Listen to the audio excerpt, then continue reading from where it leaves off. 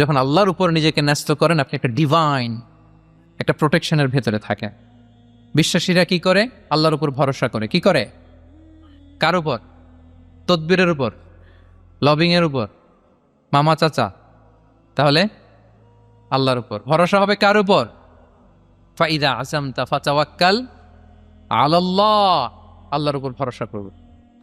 এমনকি ঘর থেকে বের হওয়ার সময় রাসূল সাল্লাল্লাহু আলাইহি ওয়াসাল্লাম আমাদেরকে বলেছেন আল্লাহর উপর তাওয়াক্কুল করো। আমরা কি দোয়া পড়ি বলেন তো ঘর থেকে বের হয়ে?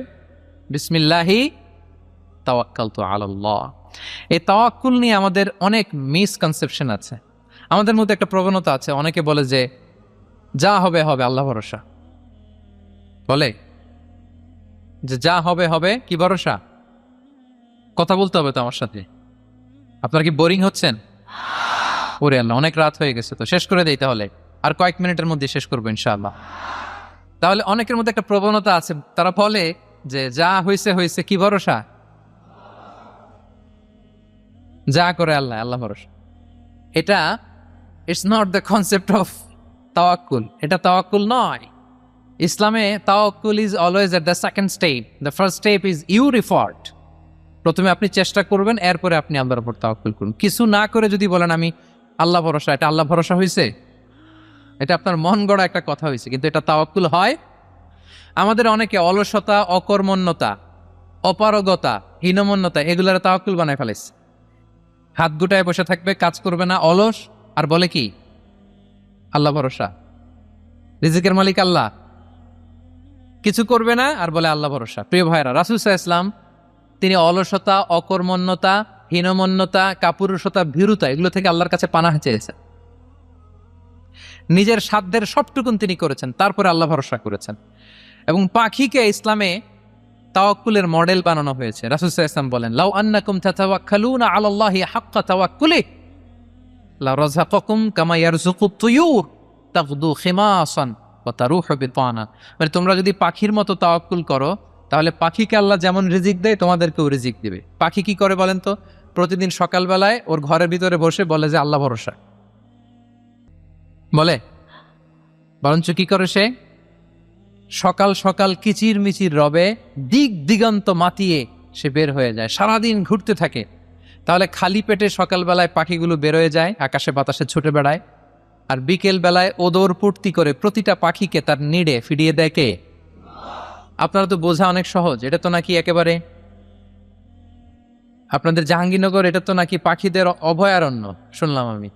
কখনো আসা হয়নি আমার, দিনের বেলা আসা দরকার ছিল, তাহলে আপনাদের ক্যাম্পাস বিউটি আমি দেখতে পেতাম। তো পাখি কিন্তু বসে থাকে না, সকালে কি করে?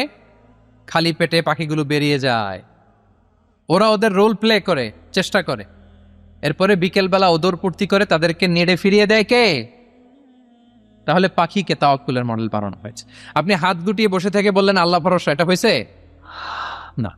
আপনি আপনার সর্বোচ্চটুকুন চেষ্টা করবেন, সব করার পরে এরপরে আপনি বলবেন আল্লাহ ভরসা। তাহলে তাওয়াক্কুল হলো প্রথমে যে কোনো জিনিস অ্যাচিভ করার জন্য পরিকল্পনা করা, তারপর সে পরিকল্পনা বাস্তবায়নের উপায় বের করা, তারপর বিভিন্ন উপায় উপকরণের সাহায্য নিয়ে সেটা অ্যাচিভ করার জন্য প্রাণান্তকর প্রচেষ্টা চালিয়ে যাওয়া, অবশেষে ফলাফলের জন্য কার উপর নির্ভর করা।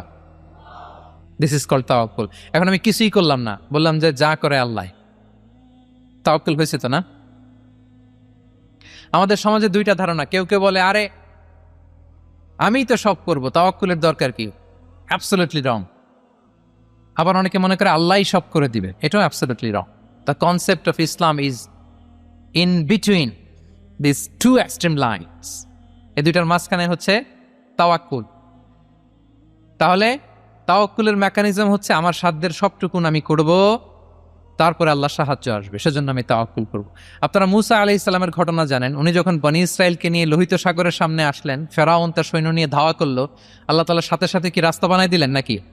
সাগরের মাঝখানে না। আল্লাহ বললেন আনিদ্রিব বিআসাকাল বাহর, লাঠি দিয়ে একটা বাড়ি মারো সাগর। মূসা আলাইহিস সালাম বাড়ি না মারলে তো আল্লাহ রাস্তা বানাতে পারতেন না, না পারতেন না? পারতেন, কিন্তু এটা তাওয়াক্কুলের মেকানিজম নয়। ওনাকে বলেছেন বাড়ি মারো, উনি লাঠি দিয়ে বাড়ি মারলেন, বিশাল রাস্তা হয়ে গেল। মারিয়াম আলাইহিস সালাম যখন ঈসা আলাইহিস সালামকে ডেলিভারি করলেন, ক্লান্ত শ্রান্ত ক্ষুধার্ত, কি খাবেন? আল্লাহ তাআলা বললেন ওয়াহুজ্জি ইলাইকি বিজিযইন নাখলাতি তুসাকিত আলাইকি রুতাবান জানিয়া, মানে ম্যারি মানে মারিয়াম, একটু কষ্ট করে উঁচু হয়ে পাশে একটা খেজুর গাছ আছে, ওটা ডাল ধরে টান দাও, টসটসে পাকা খেজুর পড়বে নিচে, ওটা খাও।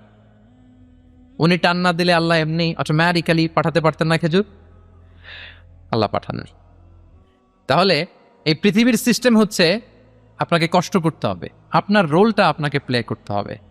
ইসলামে তাওয়াক্কুল is always at the second step, the first step is your effort. আপনাকে চেষ্টা করতে হবে, তারপরে আপনি তাওয়াক্কুল করবেন, তাহলে এটা প্রপার তাওয়াক্কুল হবে। তাহলে এখন থেকে হাত গুটিয়ে বসে থেকে আল্লাহ ভরসা বলবেন? আমরা এটা ভুল করে ফেলি। রাসূল সাল্লাল্লাহু আলাইহি ওয়াসাল্লাম, ওনার কাছে আল্লাহর সাহায্য আসতো, জিবরিল আলাইহিস সালামও আসতো, তারপরেও কখনো তিনি নিজের ভাগ্য আল্লাহর হাতে ছেড়ে দিতেন না। আমাদের মতো যা করে আল্লাহ ভরসা বলে কখনো নিজের ভাগ্য আল্লাহর হাতে ছেড়ে দিতেন, বরং নিজের সাধ্যের সবটুকুন দিয়ে তিনি চেষ্টা করতেন। তারপর তিনি ভরসা করতেন কার উপর? আপনি হিজরতের ঘটনাটা দেখেন। আল্লাহ যেদিন বললেন যে আজ রাতেই তুমি আর আবু বকর হিজরত করো, রাসূল সাল্লাল্লাহু আলাইহি ওয়াসাল্লাম ওই দিন দুপুরবেলা আবু বকর রাদিয়াল্লাহু তাআলা আনহুর ঘরে গেলেন। তিনি কখনো দুপুরবেলা বেরোন না, তিনি কখনো মাস্ক পরে বেরোতেন না। সেদিন তিনি মাস্ক পরে বেরোলেন, খারাজা মুতাকান্নিয়ান, মুখ ঢেকে বেরোলেন। আবু বকর রাদিয়াল্লাহু তাআলা আনহুর ঘরে যেয়ে বলেন, আবু বকর আখরিজ মান ফিল বাইত, ঘরে যারা আছে বের করে দাও, প্রাইভেট আলাপ আছে। আবু বকর রাদিয়াল্লাহু তাআলা আনহু বললেন, ইয়া রাসূলুল্লাহ, আসমা আর আয়েশা একজন তো আপনার পরিবার আর একজন তার বোন, আমরাই তো, বলেন। রাসূল সাল্লাল্লাহু আলাইহি ওয়াসাল্লাম আশ্বস্ত হলেন, বললেন যে আজ রাতেই আমরা হিজরত করব, আজ রাতেই। মক্কা থেকে মদিনা হচ্ছে উত্তর দিকে, কোন দিকে? আপার নর্থ। তিনি মক্কা থেকে মদিনায় হিজরত করবেন উত্তরে, কিন্তু তিনি বের হলেন দক্ষিণ দিক দিয়ে, শত্রুর চোখে ধুলি দেওয়ার জন্য। দেখেন, দিনের বেলা বেরোলেন না, রাতে বেরোলেন। দেখেন, একটার পর একটা প্রিকশন।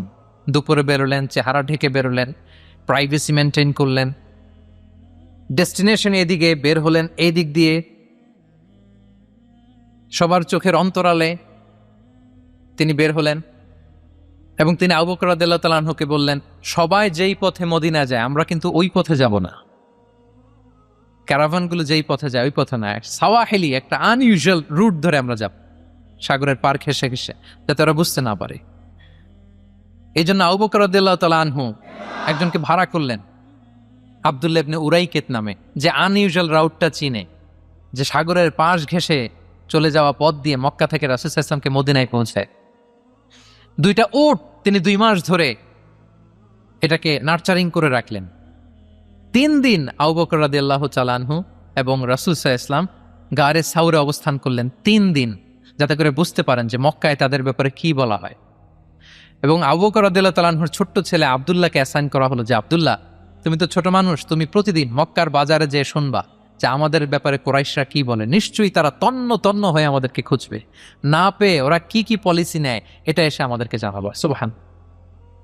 ছোট্ট আব্দুল্লাহ মক্কার বাজারে কে কি বলে শুনে গোয়েন্দার মতো করে, স্পাইয়ের মতো করে সে তথ্যগুলো নিয়ে, খাবার নিয়ে গারে সাউরে প্রতিদিন ইনফরমেশন পাস করে আসতো, আবার খাবার দিয়ে আসতো। আচ্ছা বলেন তো, এই ছোট্ট আব্দুল্লাহ যেই পথে যায়, মরুভূমির উপরে তার ফুটপ্রিন্ট আছে না, আব্দুল্লাহর ফুটপ্রিন্ট। তো কোরাইশরা তো তন্ন তন্ন হয়ে রাসূল সাল্লাল্লাহু আলাইহি ওয়াসাল্লামকে খুঁজতেছে, ডানে বায়ে সামনে পেছনে সব জায়গায়। তারা যদি আব্দুল্লাহর ছোট্ট পায়ের ছাপ পায় আর সেটাই যদি ফলো করে, তাহলে ডিরেক্টলি তারা কোথায় যেয়ে পৌঁছবে? রাসূল সাল্লাল্লাহু আলাইহি ওয়াসাল্লামের কাছে, গারে সাউরে। আল্লাহ রাসূল সাল্লাল্লাহু আলাইহি ওয়াসাল্লাম কি করলেন? আবু বকর রাদিয়াল্লাহু তাআলা আনহু কি করলেন?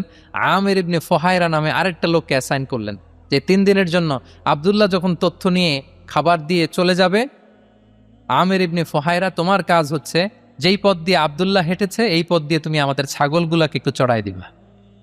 তাহলে ওখানে ওই বাচ্চার আর ফুটপ্রিন্ট থাকবে না, ওই ছাগলগুলোর পায়ের ছাপ থাকবে। অনেক লম্বা ঘটনা, এরকম একটার পর একটা প্রিকশন আল্লাহ রাসূল সাল্লাল্লাহু আলাইহি ওয়াসাল্লাম এবং আবু বকর রাদিয়াল্লাহু তাআলা আনহু ওনারা নিয়ে তারপরে হিজরতের পথে রওনা হয়েছেন। এবং যখন রওনা হয়েছেন, রাসূল সাল্লাল্লাহু আলাইহি ওয়াসাল্লাম ডানে বায়ে তাকান না, তিনি কোরআন তেলাওয়াত করছিলেন। হি ওয়াজ রিসাইটিং দ্য কোরআন, কারণ now he is in the state of তাওয়াক্কুল, এখন তিনি তাওয়াক্কুল করতেছেন। তাহলে বলেন তো, তাওয়াক্কুল কি শুরুতে না শেষে? তারপরে কতটা শেষে? আপনার চেষ্টা, আপনার তদবির, আপনার লবিং, আপনার এফর্ট, আপনার সাধ্যের নাগালে থাকা সব কিছু উজাড় করে দেওয়ার পরে আপনি বলবেন তাওয়াক্কালতু, আমরা করি কি? আল্লাহ ভরসা। ভাই কি প্ল্যান আপনার? হুজুর আল্লাহ ভরসা। এবার বলেন এটা হয়েছে? এটা কি আসলে দ্য প্রপার কনসেপ্ট অফ তাওয়াক্কুল হয়েছে প্রিয় ভাই এবং বোনেরা? হয় নাই। কারণ তাওয়াক্কুল is always at the second step, the first step is you refer. আপনি আপনার সাধ্যের সবটুকু করবেন, তারপর কি করবেন? ক্লিয়ার?